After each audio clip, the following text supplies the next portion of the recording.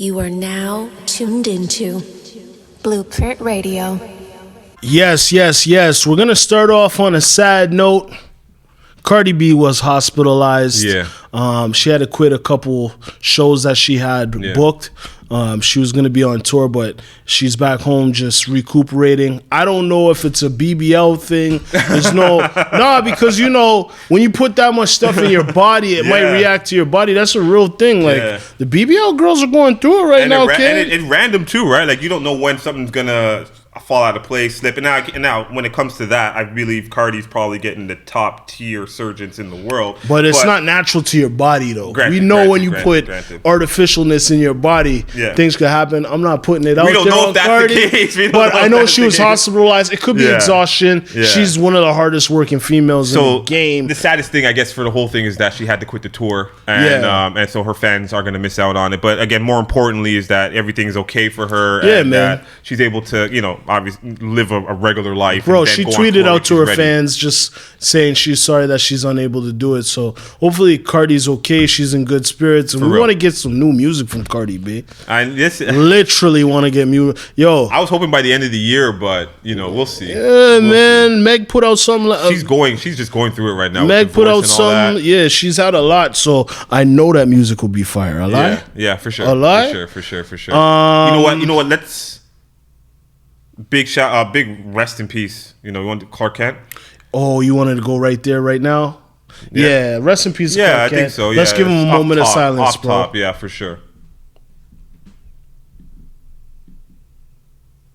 Yeah, I think just because of what he's done for us, his impact on the people that have impacted our lives when it comes to hip hop. Of course. He's just such an influential, especially in the mid to late 90s, and even past that, in regards to what a lot of people have said that he's helped them with and influenced them on, and access that he's granted. Like Clark Kent, especially after he's passed, you see everybody just sending out their condolences and just praising his character, what he's done for hip hop. He brought his Big, he brought his J, pretty much. Dead nice as a DJ. Oh, amazing. And that's first thing first. And then he's a sneaker guy, so I appreciate him. Absolutely. He had all the forces. Yeah. Forces were his thing. Yeah. But Clark Kent is legend. And then on the hip hop tip, people don't know how dope of a producer he was. Yeah. So I'm gonna run down some of the illest records that he's done. Show them, please. Big and Jay-Z, Brooklyn's finest. Let's go. Classic. Big, Sky's the Limit. Cashmere Thoughts, Jay-Z. Jeez. Players Anthem, Junior Mafia. Rakim, Guess Who's Back. Oh, man. Coming of Age, Jay-Z. Super High, Rick Ross. Get Up, Lost Boys. Closer Remix, Capone and Noriega, the Sam Snead one. Yo, big. Yeah. Big. Let me see if there's any more records that you would know off top. He did stuff for City High, Nika for Little Vicious. All right. You know what I mean? Slick Rick, dedicated for Dawes Effects, but one that you would never guess, Kanye West, Lil Pump. I love it.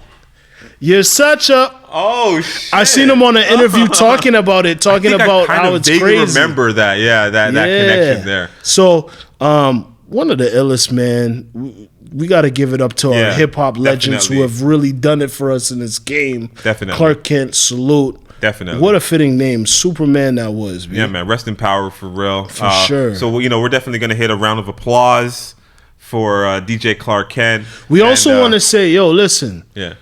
Take your health seriously. Please. Make sure you get your checkups regularly. Yes. Do your blood work. They don't have to prod and prong you anymore. Do your blood work. Get your stuff done. It's real, though. Honestly, it's about being informed. It's about, because, especially as men, I think we take for granted our health. Yeah. Just because we're just designed to just work and take care of the household and do what we need to do. And our health, a lot of the time, is second or third in our thought process. So, but knowledge is power, and not ignoring the signs. I think a lot of us will feel a pain or do and just kind of it'll get better on its own. But sometimes it's not the case. And a lot of the times it's an indicator for something getting worse. or something bigger. Or something bigger, yeah. So, I think with, when you hear, because Clark did pass through the colon cancer, just take care of your health and stay informed, right? I think that's the one thing we want to say. But shout out to his family and condolences for real. For real. In another weird story, speaking of information and being informed, we were informed that Michael Jackson and Tupac had a fist fight. This was crazy. This was floating around online. Just the visual of it. This has been floating around online for years, but it resurfaced recently. Yeah. And it seems like, I guess, in a nutshell, Tupac was dating at the time Quincy Jones's daughter, and who happened to be Michael Jackson's niece. And I guess they were in an argument outside the club or a club. And as Mike was walking out, for the way he was treating, So as Mike was walking out, he heard the tone and the argument back and forth. And I guess Tupac, the story goes, is kind of confronting Mike and saying it's not his business, and then Mike was ultimately saying, "This is my niece; it is my business," which is crazy because we all grew up on Mike. Would you approach Mike on that? Like, well, just me and my level. And my girl could be in a fight, but if Mike says something, I'd be like, "All right, we'll handle this later." We'll deal with this later, right? It's not that I'm scared of Mike, but he's just so legendary. Yeah, but Tupac really just didn't give a rat's ass. Yeah, who knows what pocket Pac was in? But but long and short of it, they got into a scuffle, and as the story goes, it looks like Jack got the best of it. So we got to remember that Mike Jackson is 6'1", 6'2", has about 5 brothers, super athletic. If you want to say it, like, he's a dancer, right? Like, used to get it in, like high kicks, doggy. Like,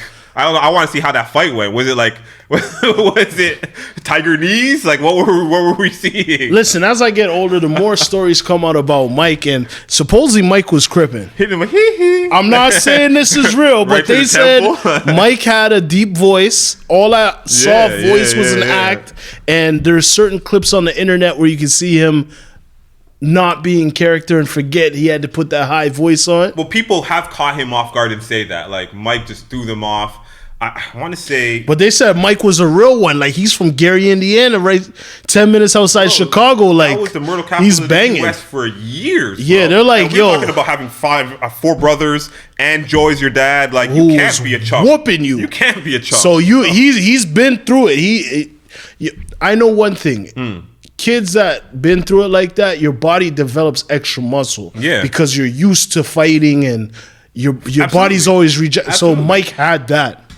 I don't know if that's true. Shout out to Mike Jackson. No. Shout out to Alexia and Tupac, you've heard stories about Mike. You've heard stories about Prince. Like, again, these guys that like come off with soft demeanors, but Prince is a hooper. I heard Prince is that KG story is crazy, right? KG, let's talk about Chappelle. Oh yeah, Chappelle was the legendary one. Let's talk about that's the legendary one. Let's talk about the Chappelle. But yeah, man, shout out to Mike. We wanted to have fun with it. Yeah, 100%. That's a crazy story. Again, if there's video out there, I want to see it somehow, some way. It's from a different time. Even AI that, please. Just show me an AI. Do a cartoon of it. I would love to see that. The internet wins. I would love for someone to mock that up. Oh, that would be incredible. It'd be incredible. Did you take a look at or see the new Shine doc that's coming out? Yes, I did. Okay. It looks incredible because, to be honest, Shine was our guy at that time. Oh, man. Like 2000, 2001. There wasn't really a bigger artist than Shine at that time. He was the next one. Bad Boy behind him. The Locks had just left. Like, Shine was about to be it. Yeah, for real. And for that situation to happen how it happened, and him really going back now and detailing it and saying his career and life was taken away from him. Yeah. It's really reminiscent of the reggae story with Peter Tosh I've been hearing my whole life from my parents. Yeah. Basically, they say this is the streets. Yeah. And it's crazy that my parents would be telling me about street stuff. But, I digress. Yeah. Peter Tosh had gotten caught with a burner. Okay. And a man took a charge for him. Yeah. And he took the charge like Big. Yeah. You're going to take care of my family. Yeah. Well, Peter didn't do that, supposedly. Okay. And that's why Peter ended up the way he did. Oh, bad. A man came back for him and said, yo, you didn't take care of my family. You said you were going to do. And when you're in the streets, the rules of the streets apply. Yeah. So I feel like Shine felt that way too. Like, I'm gonna hold down your family. I'm Puff. I can't take these charges. Just take it, and we'll figure it out later. Don't worry, I got you. Yeah. But then now Shine's saying he didn't have them. Well, you know, and this is why I feel like everybody that has there's so many different angles. Again, we've seen Flex have a super rant recently about this. Flex right? is upset. He went. He off said on you're it, a liar. saying, again, like that beef was your beef, right? And that were people that you screwed, right? You know what's crazy about that? Hopefully that comes up in the doc. You never know. Hip hop has been very, very quiet about any situations with Puff. Yeah. So it's just crazy that Flex just jumped in and said, "Yo, out the window with it," because everybody's going at Puff. It's just a pylon right now. But I'm starting to see a lot more. Buster was like, "Hey, right now, hey, relax." And people's like, "Okay, just wait for everything, all the information to come out." Yeah. You know, so it's one of those things. The doc does. It's called The Honorable Shine. It's a Hulu doc. And Hulu, dropping November Hulu makes 18th. great docs. Yeah. Hulu makes great docs. Yeah, so it's dropping November 18th. So we'll we can't definitely wait to watch that. But you know what? Shine might have had the craziest transition from gangster rap, being in a club where a shooting happened and you being allegedly the person who did it, to now a politician in Belize, the leader of the opposition. Bro, that's nuts. There's never been a story like this. That's hip hop. Never been a story that's like this. Hip hop. And when recreating and rebranding yourself, that's hip hop. Reinventing yourself. And Facts. especially where he could have gone the same route that so many people go after going to jail for so long, right? Yeah. And just still keeping that glimmer of hope and having the accesses and remember he came out Jewish.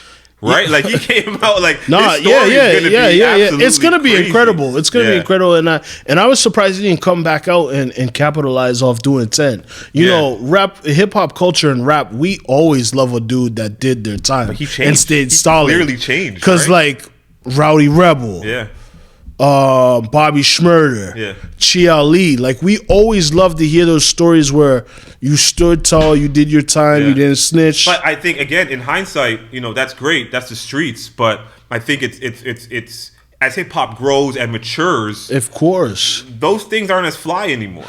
Well, right? I mean, like back then, yes. Yeah. But now it's so to hear Shine's story that he was able to break that mold.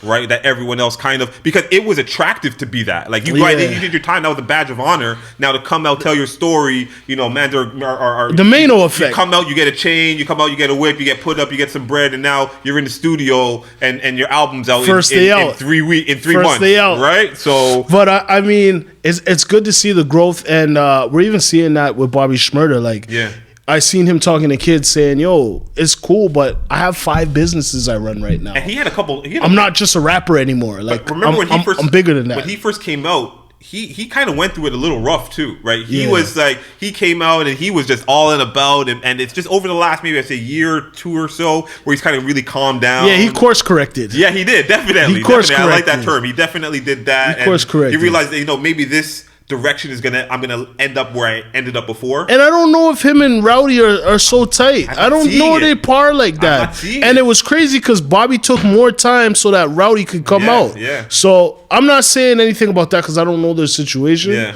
But you'd always want to see friends be together. But you also understand. But here's the thing: the growth. I heard something when I was younger in life that if you're not losing 5 friends every 10 years, you're not growing.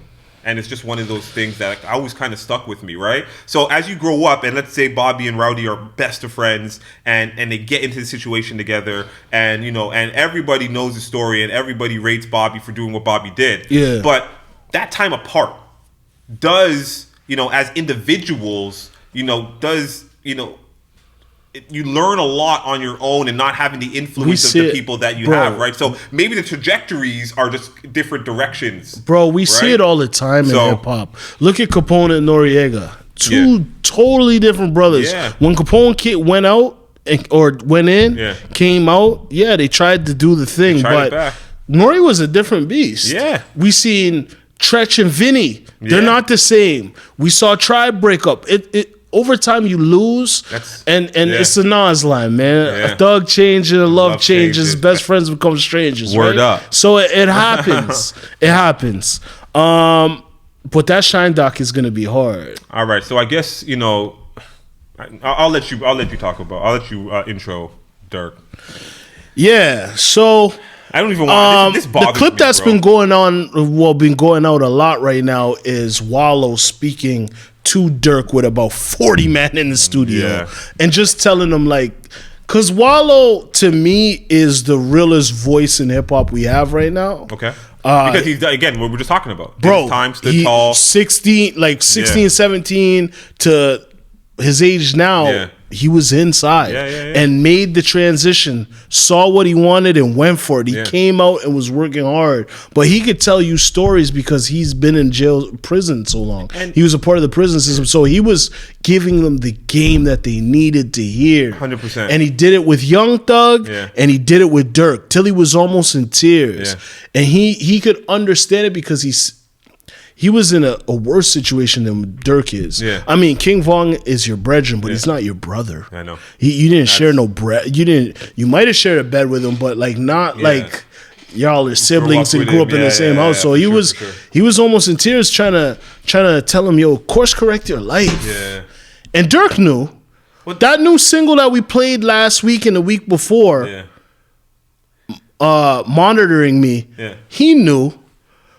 But he's too deep in it. And it's just a regular story of you can't be a rapper and a gangster at the same time. Yeah, you got to choose one. You can't have one. Bro. You can't have 1 foot in and 1 foot out. And it's disappointing because people die for this dream and you had it. And just giving it up. Just giving it up like that. It's a very sad story. I'm at the point now, I just want to know when people are, when we're going to wake up, right? It's like, it's so many levels. It's the thinking that this shit's a game, not taking the opportunity serious.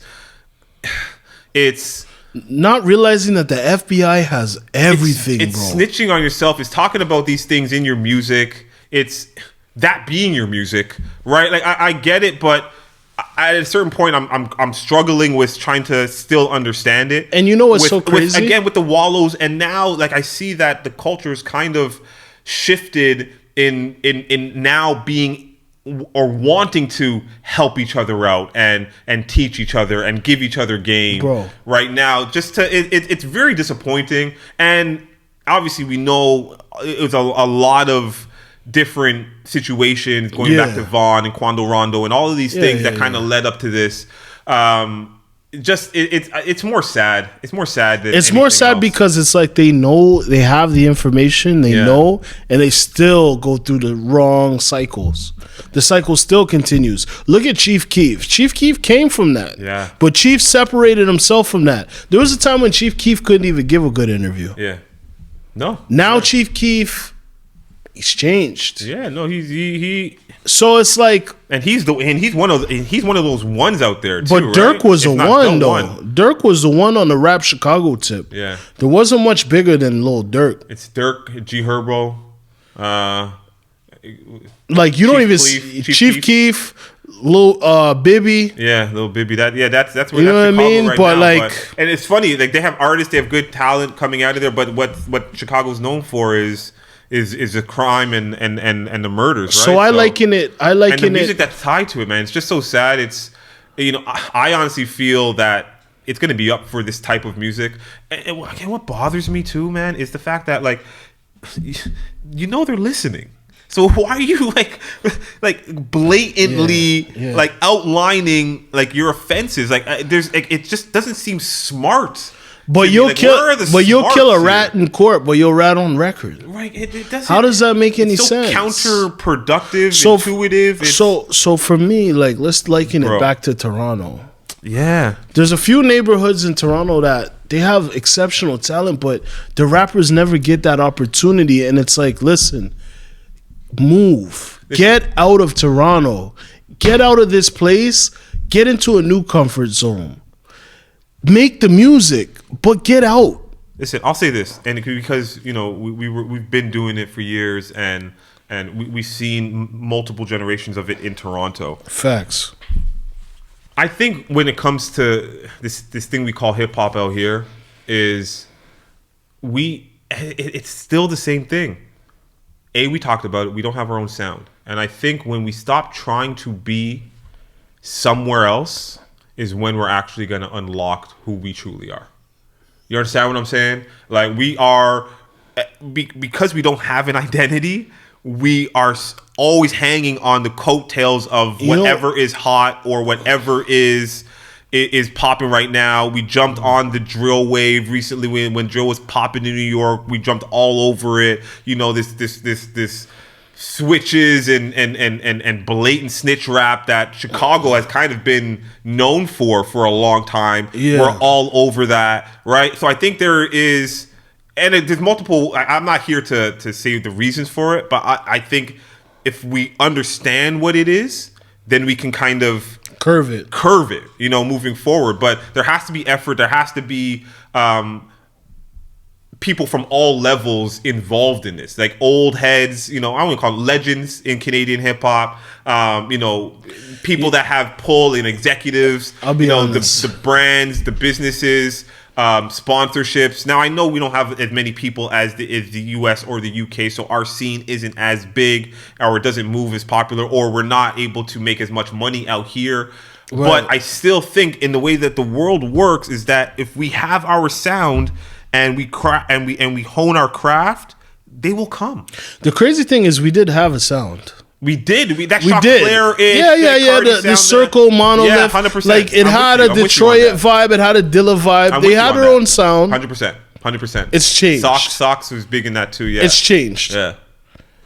My thing about Toronto music is no gangster rapper has fully made it. There's no gangster rapper that you could look to and say they have been the king of the dot. And it's not that there aren't gangsters that rap. It's just there's not many people that can relate to that. Like, you have a couple cities in Montreal, Toronto, Vancouver, Halifax, Winnipeg that can relate. But for the masses, like, let's keep it one. Like, our vibe should be a little lighter, maybe a little more relatable. And it's going to be out of here. It was. All the guys that made it and did things, they were just nice rappers and just told regular stories. Yeah. Maybe they told it from the window. Yeah. But they weren't trying to be that guy. And you don't have 100%. To be that guy to 100%. Be a rapper, and that's the problem. Well, I remember when I was rapping and girls would be like, yo, boy, you don't even look like that guy. You're not tatted. You ain't got no chains. You're not wearing gold teeth. And it's like... Because they've been sold, right? By what are you talking about that? And whatever. That hip-hop is way more than just that. And again, I love that, bringing that full circle to the interview we had with Megashawn. Because Megashawn, like, you know, his music... right, which is really the catalyst to pretty much everything that has gotten to where he got to. Is it's not that gangster rap. But he's open for Rihanna, open for Sean Paul. Like, he's done more than most of these guys. Most of these guys that are playing fake. Right, so work on your craft, 100%. Because a lot of times you're 100%. Trying to you have to put in the work in the streets, and you're not really working on your raps, and then that's why your raps aren't getting played because they're not that nice. No, that part for like real. You're not that nice. You're not right in the rhythm. A lot of you guys aren't that nice. You're not right in the rhythm. You're not saying nothing. Yeah. You're not saying nothing. Yeah. You don't have a style for yourself. You're just copying a trend. Like, why is everybody wearing shiesties?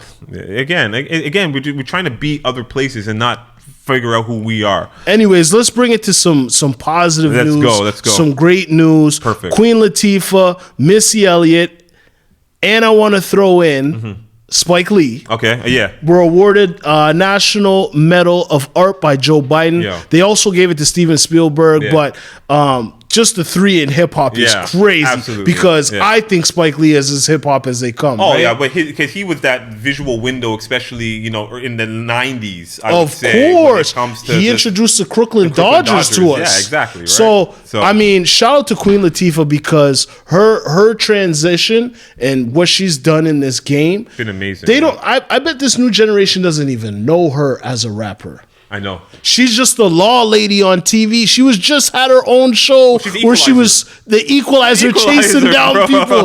Like, this is Queen Latifah. This is ladies first. Bro, me and Show were watching Living Single. Come on at night, bro. Okay, so everybody that knows Living Single knows that Friends stole Living Single. The whole that premise. Friends is the premise of Living Single. They just even the odds of the guys and girls. Even the studio layout is very Friends-ish in regards to that door and everyone in the living room and having that. Like, it's very okay. Friends-ish, bro. And then let's talk about that. Everybody was stealing Regine's style.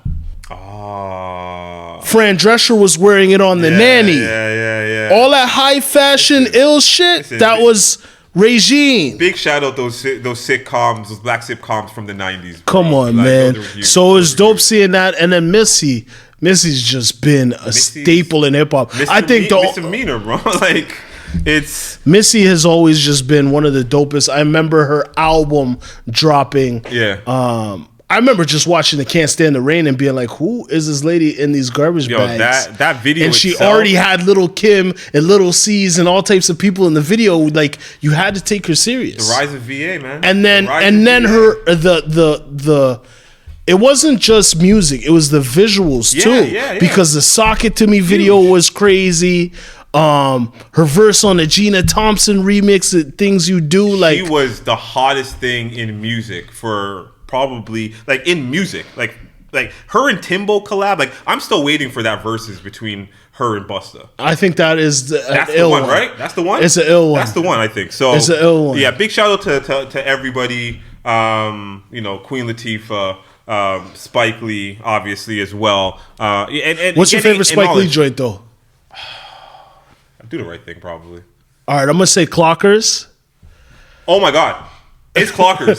I'm gonna say Clockers. It's Clockers, bro. Clockers is an amazing movie. Clockers is an amazing movie. I was trying to explain it. Spike did I was really trying to explain it to my girl. Yo, Clockers is very Scorsese. Yes. It's very dark. Scorsese. It's dark, bro. Wow. Or it could be Tarantino too. Like, but yo, Sticky Fingers, Fred Star in the movie. Yeah.